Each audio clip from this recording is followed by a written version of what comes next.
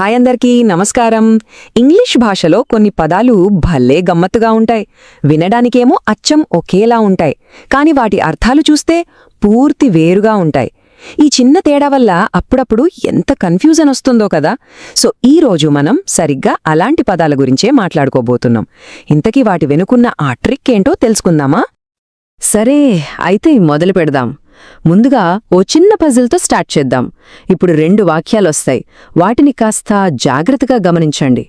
రెండింటిలోనూ ఒక పదం ఒకేలా వినిపిస్తుంది, కానీ అక్కడే ఒక చిన్న మెలిక ఉంది. ఏంటో చూద్దాం. ఇవిగో ఆ 2 వాక్యాలు. మొదటిది, the meat balls in the pot are giving a delicious smell. అంటే గిన్నెలో ఉన్న మాంసపు ఉండలు భలే మంచి వాసనొస్తున్నాయి. ఇక రెండో వాక్యం, I want to meet my teacher. అంటే నేను మా టీచర్ను కలవాలి అనుకుంటున్నాను. గమనించారా? మొదటి వాక్యంలో మీట్, రెండో వాక్యంలో మీట్. 2 పదాలు పలికేటప్పుడు అచ్చం ఒకేలా ఉన్నాయి కదా, కానీ స్పెల్లింగ్ చూడండి, అర్థం చూడండి, 2 పూర్తిగా వేరు. ఇక్కడే అసలు విషయం ఉంది. పలికేటప్పుడు సౌండ్ ఒకటే అయినప్పుడు వాటి స్పెల్లింగ్, అర్థం ఎందుకు వేరుగా ఉండాలి? భలే ఆసక్తికరమైన ప్రశ్న కదా. ఈ ప్రశ్నకు సమాధానమే మనం ఈరోజు తెలుసుకోబోయే టాపిక్. మరి ఏంటి ఆ సమాధానం? ఇంగ్లీష్ గ్రామర్లో ఉన్న ఈ చిన్న రహస్యమేంటో ఇప్పుడు చూసేద్దాం. దాని సమాధానం హోమోఫోన్స్. అవును, సరిగ్గా విన్నారు. ఇంగ్లీష్లో ఇలా ఒకేలా వినిపిస్తూ వేరువేరు అర్థాల్నిచ్చే పదాలని హోమోఫోన్స్ అని పిలుస్తారు. చాలా సింపుల్గా చెప్పాలంటే, ఏవైనా 2 పదాలు తీసుకోండి. వాటి ఉచ్చారణ అంటే ప్రొనౌన్సియేషన్ ఒకేలా ఉండాలి, కానీ వాటి స్పెల్లింగ్ ఇంకా అర్థం వేరువేరుగా ఉండాలి. అలా ఉంటే చాలు, వాటిని మనం హోమోఫోన్స్ అనేస్తాం. అంతే. చాలా తేలిగ్గా ఉంది కదా. అంటే ఒక జంట పదాలు హోమోఫోన్స్ అవ్వాలంటే 3 రూల్స్ పాటించాలన్నమాట. నంబర్ 1, ఒకే ఉచ్చారణ ఉండాలి. నంబర్ 2, స్పెల్లింగ్ వేరుగా ఉండాలి.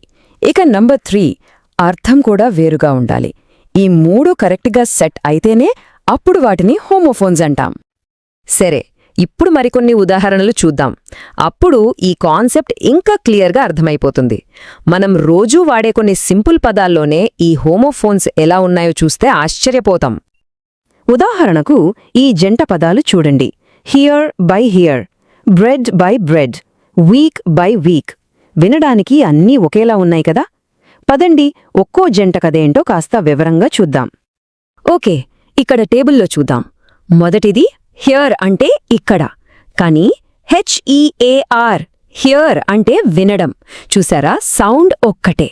అలాగే బ్రెడ్ అంటే మనం తినే రొట్టె, కాని బ్రెడ్ అంటే పెంపకం లేదా జాతికి సంబంధించింది. తర్వాత వీక్ అంటే వారం, అదే WEAK వీక్ అంటే బలహీనం. భలే ఉంది కదా. ఇంకోటి పీస్ అంటే ఒక ముక్క, కాని పీస్ అంటే శాంతి. 4 అంటే కొరకు, అదే 4 అంటే నంబర్ 4.